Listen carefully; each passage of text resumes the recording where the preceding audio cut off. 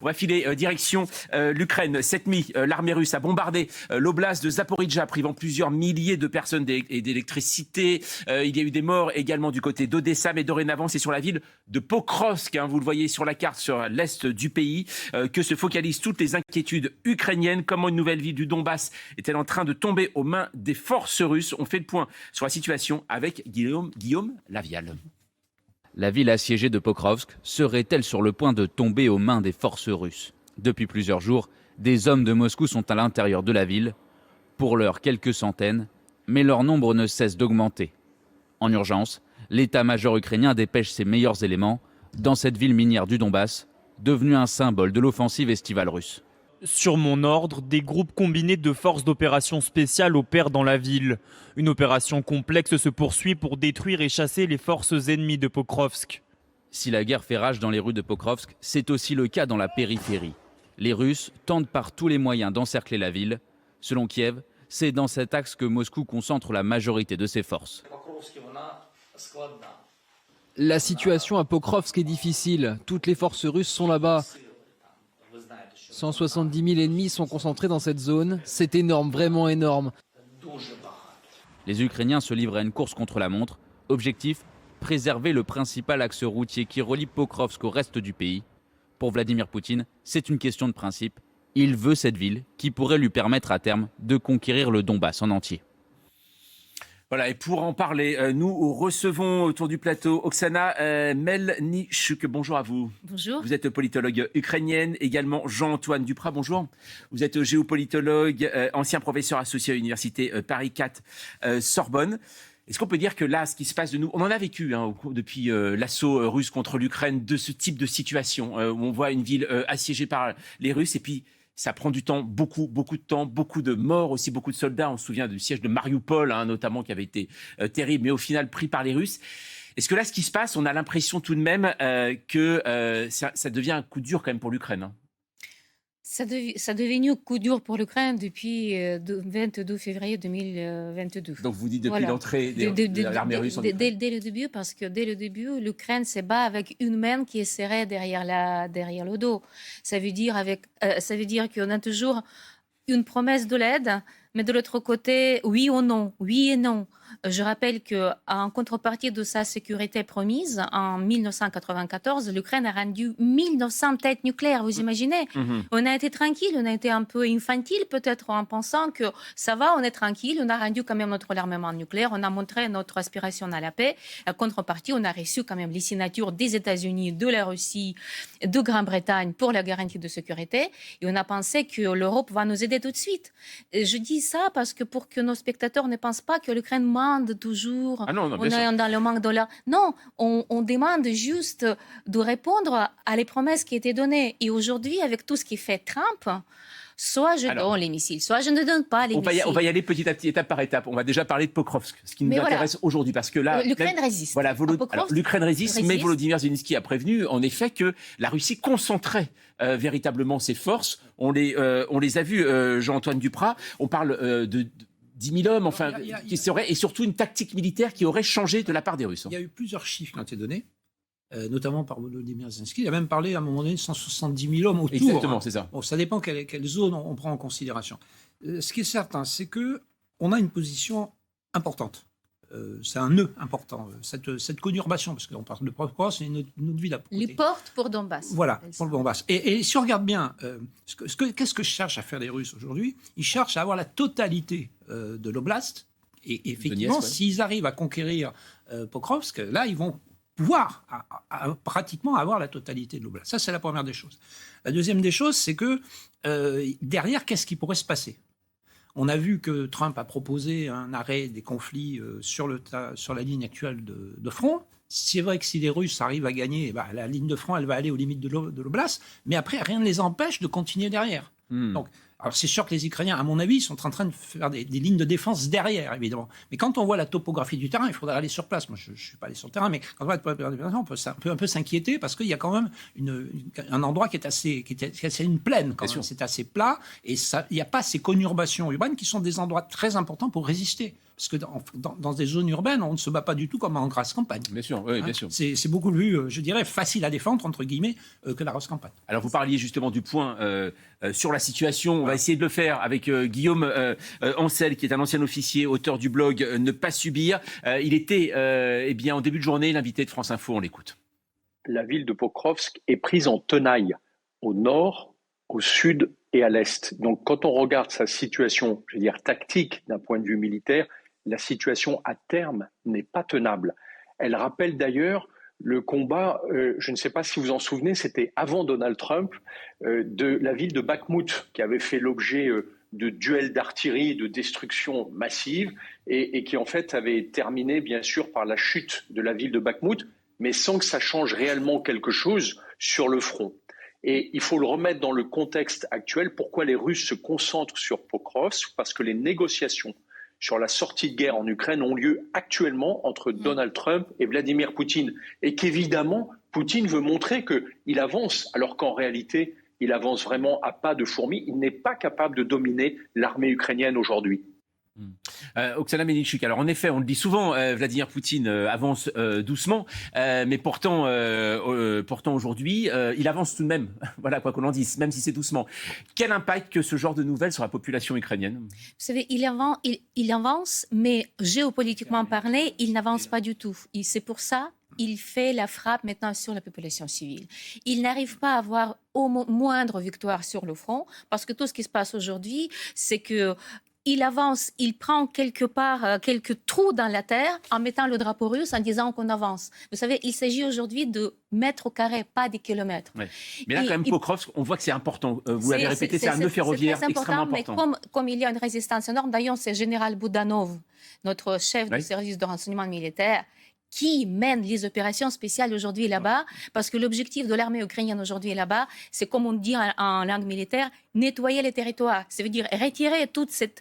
Il y a à peu près, comme c'était dit, 70 000 personnes qui rôdent maintenant dans ces territoires. Ils se cachent dans ces trous de la terre. Donc, aujourd'hui, l'objectif, il n'y aura pas de confrontation directe. Il n'y aura pas d'impact direct. Il faut retirer tous ces gens là-bas. Il faut nettoyer tous ces trous pour nettoyer les territoires de la présence russe. Mais comme Poutine n'arrive pas à avoir le succès, il frappe la population civile. Et son objectif dans cette guerre aujourd'hui, pendant l'hiver, détruire complètement l'infrastructure énergétique pour plonger, comme ils disent, ça c'est les propagandistes russes qui le disent, pour jeter les Ukrainiens dans les cavernes. Alors, on parle souvent de Vladimir Poutine et de sa conquête. Il est vrai, Pokrovsk serait important, notamment car il s'agit d'un nœud ferroviaire. J'ai retrouvé ça, c'est en fait la Russie n'a pas réussi à prendre le contrôle d'une ville de la taille de Pokrovsk, c'est-à-dire à peu près 60 000 habitants. Eh bien, en fait, ça date de février 2024, lorsque l'armée du Kremlin a occupé Avdiivka. C'est la dernière grande ville. Donc, on se rend compte que ça fait... plus d'un an, en fait, hein, tout simplement. C'est vrai qu'on parle éventuellement, en effet, comme vous le disiez, faire des trous avec un drapeau, mais c'est souvent des prises de village, en fait, hein, véritablement. Oui, alors on parle de ville, c'est vrai que pour France, c'est un peu plus important. Ceci dit, il n'y a plus d'habitants hein, quand j'imagine. Ah non, ils sont partis. C'est clairement bon.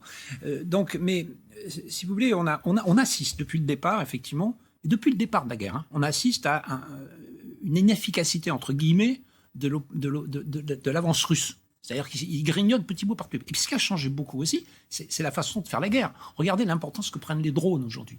On n'en était pas là du tout au début. Bon, et ça, c'est l'inventivité initiale des Ukrainiens. Les Russes aujourd'hui font la même chose. Et c'est très difficile dans ce contexte-là, on l'a vu, d'avancer avec des drones en permanence. On a bien vu que les petites équipes de soldats russes qui avançaient, ils se faisaient bombarder par les drones, ça s'était arrêté. Donc mener une grande offensive dans ce contexte-là, c'est compliqué. Donc on est dans le grignotage. Combien de temps Pokrovsk pourra tenir? On ne sait pas. Ce qui est certain, c'est que les Ukrainiens ont remis des moyens dans Pokrovsk. Ils ont envoyé un commando avec des forces spéciales. Ça a une importance stratégique. Après, derrière, qu'est-ce qu'il y a? Est-ce qu'il faut ralentir, encore une fois, de manière à se réorganiser une autre défense derrière?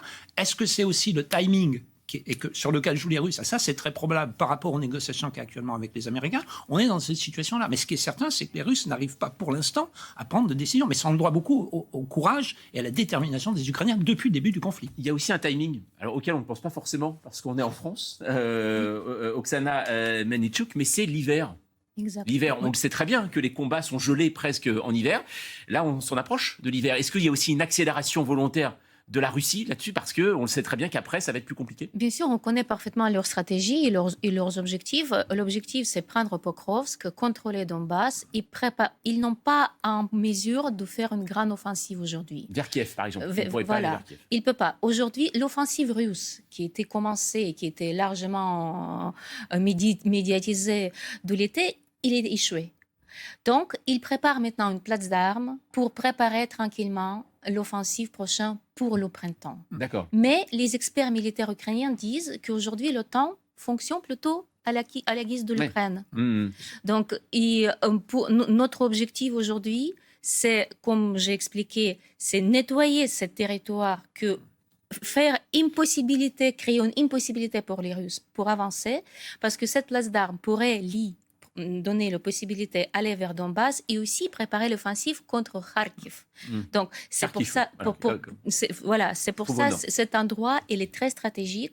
Et bien sûr, c'est évident que la stratégie ukrainienne, c'est récupérer toute cette zone-là pour éviter que les Russes ont cette place d'armes. Voilà, Kharkiv, qui est une place véritablement importante depuis le début de cette guerre, vraiment, que les Russes essayent de prendre, vraiment. En nous envoyant aussi beaucoup de bombes flottantes. Je rappelle que cette guerre aussi, pourquoi les Russes peuvent avancer? Parce qu'ils utilisent les bombes flottantes contre lesquelles il n'y aura que l'aviation qui pourrait aider. Alors, on a des indications quand même tout de même sur la durée de cette guerre. C'est terrible parce qu'on se dit, voilà, ça ne sera sans fin. Volodymyr Zelensky a parlé de 2 à 3 ans, notamment en demandant de l'aide de nouveau pour l'Union européenne, 2 à 3 ans, mais ça peut aller encore plus loin, puisque l'Institute for the Study of War, alors qui est véritablement un institut de guerre britannique, je crois, de référence, eux, ils ont établi que si ça continue sur ce rythme, il faudrait pour la Russie, pour conquérir le Donbass, il lui faudrait 31 mois, soit plus de 2 ans et demi. Donc on imagine aujourd'hui que tout ça, en effet, prend énormément de temps et que ça avance. C'est-à-dire aussi bien au niveau de la défense que des offensives, tout ça est très lent, en fait. Oui, c'est très long. Alors, on le voit chaque jour, c'est très long. En plus, les Ukrainiens se sont bien organisés. La faiblesse qu'ils ont, c'est quand même une faiblesse démographique par rapport aux Russes. Mais il ne faut pas perdre de vue que du côté des Russes, Poutine doit quand même rendre un certain nombre de comptes. Et il aurait bien besoin aujourd'hui probablement de pouvoir afficher une victoire, parce que n'oublions pas que ce qu'il a fait faire, il a commencé par faire voter l'annexion de ces oblasts, de ces régions. Voilà, et que pour l'instant, l'annexion n'existe pas. Et si on arrivait à la solution que propose Trump, c'est-à-dire un arrêt sur la ligne de front, à laquelle s'est rallié Volodymyr Zelensky, ça ne va pas dire pour autant que les Ukrainiens abandonneraient ce territoire. On fige, on fait un cessez-le-feu sur cette ligne de front. Si on est là-dessus, du côté de Poutine, il en manque un bout quand même, par rapport à ce qu'il a promis. Vous voyez, donc on est dans cette situation qui fait qu'il y a tous les éléments pour que effectivement le conflit malheureusement continue, sauf si vraiment il y avait un game changer manifeste, c'est-à-dire qu'il y avait beaucoup d'armements qui étaient donnés et de moyens qui étaient donnés à l'Ukraine pour arriver à mettre vraiment un vrai coup d'arrêt à l'offensive russe. Mais ça, pour l'instant, on n'en est pas là. Mais on n'en est pas là du tout. Mais il y a un game changer important, c'est quand même l'économie russe qui est en train de se couler. Et Madame Nibiulina, qui est la chef de la Banque centrale de la Russie, elle a dit que si cette tendance ne s'arrête pas, la Russie va connaître la crise du niveau des années 80 du siècle précédent. Vous imaginez? Au moment de la chute de l'URSS. Voilà, au moment de la chute de l'URSS. Donc, on a quand même les alliés, si vous voulez. C'est l'économie russe. Et puis, le game changer aussi, c'est l'armement stratégique produit par l'Ukraine, les fameux missiles Flamingo, qui étaient positionnés par notre président comme l'armement stratégique. Je rappelle que l'armement stratégique, c'est égal à l'armement tactique nucléaire. Donc, celui qui possède l'armement plus avancé et plus technologiquement moderne, c'est aussi ça joue pour le game changer de cette guerre. On voit en effet l'Ukraine qui a une progression technologique au niveau de son armée qui est assez impressionnante, confrontée en effet à la réalité, mais on voit aussi la Russie avec Vladimir Poutine qui nous parle de missiles propulsés par du nucléaire, du sous-marin nucléaire, mais surtout on parle d'un missile, c'est bien sûr le missile Tomahawk. Alors le missile Tomahawk est important. Souvenez-vous, lorsque Volodymyr Zelensky est allé à la Maison-Blanche, c'était le 17 octobre dernier, Donald Trump avait refusé de lui donner ces missiles longue portée qui pourraient permettre d'aller frapper à 1200 km, donc assez loin, même en Russie, en profondeur. Mais là, le Pentagone, le côté l'équivalent du ministère de la Défense américain, a donné son accord. Reste plus maintenant que la signature de Donald Trump à attendre en bas du document. Enfin, tout ça va nous être expliqué par Guillaume Ancel.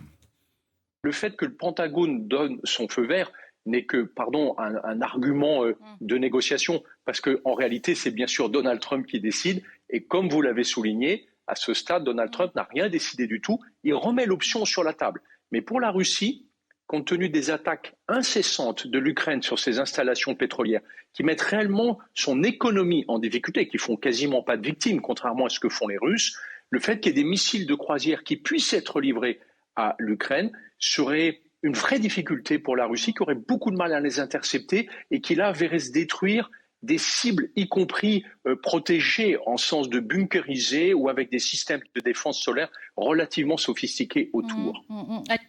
Alors, Jean-Antoine Duprat, est-ce que finalement Donald Trump, il n'est pas un peu en train de jouer la même tactique de communication que Vladimir Poutine? C'est-à-dire jouer le faux, c'est-à-dire qu'en gros, faire peur, inverser la chose. Vladimir Poutine dit toujours qu'il va bombarder les Occidentaux avec des armes atomiques. Donald Trump dit moi je vais tester des armes atomiques, je vais livrer des Tomahawks. Oui, on est dans ce dialogue, on est dans cette communication, on est dans la surenchère, parce que le Tomahawk, il l'a dit, Trump, il a dit, c'est un missile très important qui a une capacité de frappe tout à fait remarquable, mais il faut voir aussi les contraintes techniques. Pour l'instant, il n'y a pratiquement pas de lanceur terrestre de ce Tomahawk. Vous voyez, on voit mal un sous-marin américain, évidemment, balancer des Tomahawks. Bon.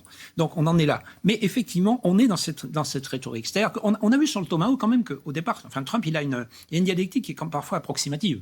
Parce que tout à fait au départ, il a dit non, on ne peut pas les livrer parce qu'on n'en a pas assez.